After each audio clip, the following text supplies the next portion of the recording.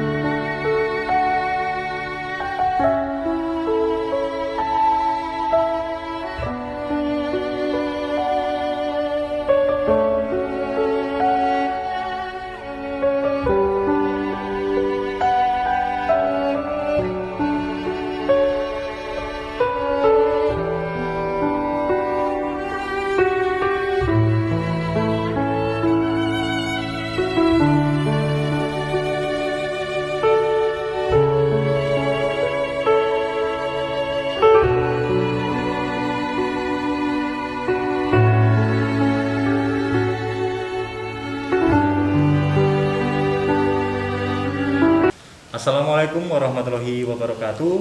Kembali lagi di channel Seputar Jawa. Dalam video kali ini kita akan bahas cerita rakyat Kajoran bersama narasumber kita Bapak Tari. Untuk lokasi tersebut berada di Dusun Krian, Desa Jimbung, Kalikotes, Klaten Bersinan. Langsung saja ke pertanyaan pertama bersama teman kita. Monggo. Menurut buku sejarah cerita rakyat dan catatannya, siapa sosok Panembahan Rama itu, Pak? Ya, yang Panembahan Rama itu asli dari Ponorogo. Lah waktu itu kan melalang itu sampai ke Klaten sini ya. Pertama itu di Klaten sini itu ya wilayah Kajoran mereka kan pas untuk beliau kiprah untuk ya apalah untuk membahas tentang ya masuk Islam, membawa Islam bisa terus itu dengan itu yang Panembahan lah waktu itu kan zaman Belanda itu yang Panembahan Rama itu menduduki ke Mataram Jogja itu sebagai nujum Keraton Jogja. Nah, sebagai nujum Keraton Jogja ini zaman Panembahan Rama sebagai ya bisa diarani guru prajurit, guru ratu bisa. Nah itu diantara itu yang Panembahan Rama tidak pas dengan adanya Mangkurat Mas I itu ya ini bekerja sama Belanda. Kan yang Panembahan Rama itu tidak senang adanya kerjasama Mangkurat Mas itu mantu Panembahan Rama tidak senang langsung yang Panembahan Rama langsung terus memberontak sama Amangkurat I itu yang kerjasama sama Belanda itu yaitu melawan sampai panjang lebar sampai tekan Gunung Kidul sampai wilayah lingkungan Jogja yang dikuasai Belanda ini semua diberontak sama yang Panembahan Romo. Gitu. Apakah beliau juga yang menamakan mriki niku Desa Kajoran dikarenakan beliau pada saat niku kan nggih ulama besar ngoten napa pripun? Nah, gini. Mereka ini diarani dusun Kajoran. Sabenernya ngenten Mas. Waktu dulu niku semua ning wilayah padepokan yang Panembahan tandurane wit kajar. Kajar. Iya. Kajar niku Pohon kajar lingkungan itu lah terus diarani Desa Kajoran itu ya mergo itu Mas. Yang Panembahan Romo niku kan tandurane ning wilayah padepokane beliau kan ming tanduran wit kajar Mas. Kajar niku Kajar pohon. Ada pohon kajar itu ada. Kesaki masih ada pohon kajar itu. Itu semuanya terus diarani kajoran ya itu pohon mergo tanaman itu semua pohon kajar di lingkungan itu. Kajoran niku kan mawi zaman dulu niku sering disebut bumi napa nggih bumi kemerdekaan apa perdikan. Oh, bumi perdikan nggih. Bumi perdikan niku sing kepripun Pak? Ngeten nggih. Bumi perdikan. Bumi perdikan itu bumi sing bebas apapun dari pajak, dari apapun. Bumi perdikan itu kan wilayah Kajoran waktu itu kan pemerintah Belanda. Lah Belanda itu membebaskan bumi Kajoran, bumi perdikan. Sebenarnya bumi Kajoran itu kan wilayah 7 kampung Mas. Termasuk Krian, Kajoran, Kradenan, Kauman, Pacalan, Sawung Jeblok, Gadung Mladi. Itu. Kok sekarang terpisah-pisah itu gara-gara apa Pak? Kan sekarang sendiri, Krian sendiri, Kradenan. Nah, gini Mas, kan perubahan terus itu zaman merdeka, Orde Baru Mas, itu terus bisa dipecah wilayah itu kan bisa termasuk sekarang Krian itu masuk Jimbung, Kalikotes, Klaten, sing Kajoran itu masuk Kajoran, Klaten Selatan, Klaten, terus sing Sawung Jeblok ini masuk nggih sami mawon Krian, termasuk Jimbung, Sawung Jeblok, Jimbung, Kalikotes ya Klaten. Gadung Mladi juga termasuk Kajoran, Klaten Selatan, Klaten. Terus nek Kauman masuknya ya sama Kauman, Jimbung, Kalikotes, Klaten. Nek Pacalan masuknya Sukorejo, Birit, Klaten. Berarti tanah kemerdekaan ya. Niku perdikan niku berarti pun masuk 3 kecamatan nggih. Iya. Berarti luas banget gitu, kecamatan gitu. Iya. Dalam bumi perdikan Kajoran ini kan Panembahan Romo otomatis nggih dados sesepuhe mriki ngoten nggih. Nggih. Lan niku peran yang sing teng masyarakat sekitar kala niku napa mawon ngoten. Ngeten nggih, sabenere yang Panembahan di bumi Kajoran ini dianggap sesepuh nggih. Disesepuh atau disepuhkan gini. Upamine niku kan niku zaman perang gitu Mas. Nek zaman perang niku wong arep perang kudu ya gen piye carane supaya gen atos. Ya paling ora digembleng. Terus nek lara paling ora ya ditambani. Apapun yang dikeluhan masyarakat lingkungan Kajoran niku yang lingkungan yang Panembahan Romo ini kan keluhan apapun kan minta pertolongan yang Panembahan Romo. Kalau petilasannya itu ada Pak? Petilasan masih nih tapi udah bangunannya sudah hancur, sudah rontok semua bangunan. Apa saja itu Pak petilasannya? Ya cuma biasa Mas, atas rumah tua, terus bangunan kerajaan tua itu loh Mas. Tapi kan udah runtuh semua Mas. Kalau Sendang itu masih? Oh Sendang masih, Sendang Kajoran itu masih. Lah itu Sendang itu untuk itu lah waktu nek ibaratnya nek perjurit ki arep perang kan ya mesti gembleng ning Sendang Kajoran. Terus nek enek sing lara, prajurit sing lara apa sing kuwi kan ditambahi ning Sendang Kajoran itu. Kok masyarakat sekitar itu kan katanya itu topo kungkum. Itu maksudnya bagaimana, Pak? Gini Mas, sakbene ora topo kungkum ya. Iki wong laku ya padha karo wong ibarat wong prihatin ya, prihatin kan nek sing laku ning banyu kan tujuane piye kabeh do njaluk sing kuwasa to Mas. Untuk ketentreman bisa apapun keluhan itu ya minta yang kuasa melantaran ning Sendang Kajoran. Karomah nggih. Iya, bisa. Yang diyakini oleh masyarakat sekitar kesaktian Panembahan Romo itu bagaimana, Pak? Ya, yang diakui oleh masyarakat sekitar Kajoran kesaktian yang Panembahan Romo ya banyak sekali Mas. Gini dia nggih anti senjata apapun, kebal senjata apapun, tentang apapun yang dihadapi itu kan yang Panembahan Romo siap menghadapi dengan mudah. Jadi ini kesaktian itu ya luar biasa lah untuk ukuran manusia itu. Yang Panembahan Romo itu kesaktian memang luar biasa.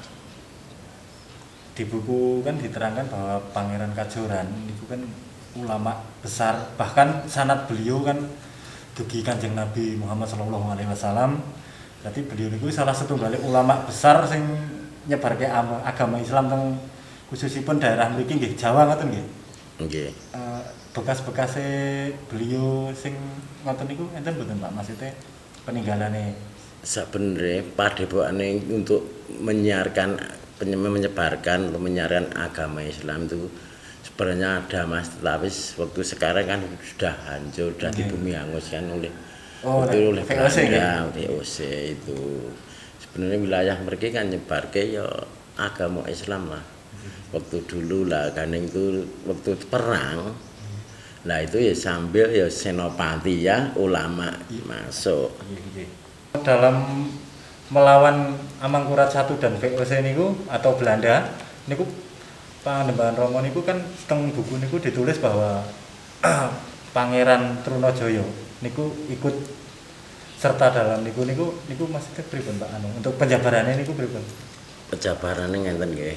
Wektu niku yang Panembahan Romo niku melawan VOC di Jogja niku, VOC yang kerjasama sama Amangkurat Mas niku kan kerjasama sama mantune Trunajaya niku to Mas. Oh, berarti nah, Pangeran Trunajaya niku mantu Panembahan Romo.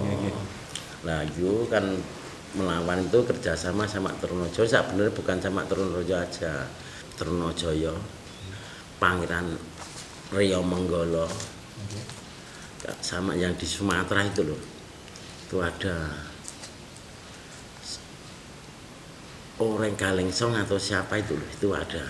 Diterangkan bahwa Eyang Panembahan Romo di Hikayat Tanah Hindi karya GGF Bigman menyebut sebagai kepala atau pimpinan orang durhaka.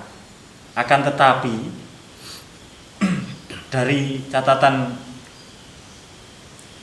Serat Centini yang ditulis pada tahun 1823 bahwa beliau Eyang Panembahan Romo niku ialah ulama yang karismatik. Terus diterangkan lagi di sini, padahal dalam sebuah piagam yang dikeluarkan Sultan Agung bertahta 1613 sampai 1645, pada 1641 namanya disebut sebagai salah satu sosok penting di Istana Mataram. Nah niku nek sejarah Belanda niku kan ngapunten beliau yang Romo niku kan dianggap pemberontak ngoten nggih Pak. Nek Jawa kan dianggap pahlawan niku pripun Pak tanggapane jenengan kan? Ngeten nggih. Soalnya kan niku di waktu itu versi Belanda ya, pimpinan Belanda ya Mas. Nek pimpinan Belanda niku nek yang Panembahan Romo ibaratnya Kajoran lah. Kajoran diarani bumi, kan diarani Kajoran Ambalik, nek London ngarani Kajoran ini pemberontak. Gitu. Nek sing ngarani soalnya niku kekuasaan Belanda. Lah soalnya nek kajaran ini kan karo Belanda ora cocok ya bener nek Belanda ngarani kajaran iki kajaran Ambalik ini pemberontak bener nek untuk cerita Jawa itu kan nek yang Panembahan sebenarnya itu pejuang sejati Mas padha karo pembela tanah air pembela rakyat ya kendoliman atau yang tidak pas di hadapan yang Panembahan yang niku harus diluruskan harus diberontak itu kan termasuk itu Di dalam buku kan diterangkan Pak bahwa Panembahan Romo niku dibunuh oleh pasukan Belanda niku leres napa mboten napa pripun Pak? Ngaten nggih Mas. Sabeneré yang Panembahan Rama niku sedone mboten dibunuh oleh Belanda Mas. Upami Panembahan Rama purun nglawan, purun berontak apapun, Belanda itu tidak bisa untuk membunuh yang Panembahan Rama kecuali izin sing kuwasa nek izin kuwasa nembe bisa. Nah niku sabeneré yang Panembahan niku sedone niku memang menyerah demi rakyat apapun rela berkorban menyerah untuk sedo niku ngeten. Setelah menyerah niku terus pripun Pak kelanjutane ngoten? Lah setelah menyerah itu kan karepe tujuane Belanda kan yang Panembahan niku supaya mati supaya sedo to Mas dibunuh to sabenernya itu yang Panembahan sedo niku terserah diri sendiri pasrah sama yang kuasa itu Mas. Itu sampai menyerah niku apa dijanjikan bahwa nek sampean nyerah iki bakal pripun apa pripun? Kan yang Panembahan orang yang ngilulih Mas ngerti ibaratnya apapun kan tahu atau dikit tahu iki sama yang kuasa to Mas. Nek iki engko ora menyerah sampai panjang lebar kan kok kan tumpah darah. Ya oke. Kathah nggih. Semakin banyak. Ya banyak pembunuhan di mana-mana itu mungkin tumpah darah terlalu banyak. Lah itu nek yang penulis sebenarnya menyerah itu kasarannya tinggal tumbal Mas. Ibaratnya tinggal tumbal gen rakyatku gen nyaman, gen ora banyak tumpah darah. Itu Legowo nggih Pak nggih.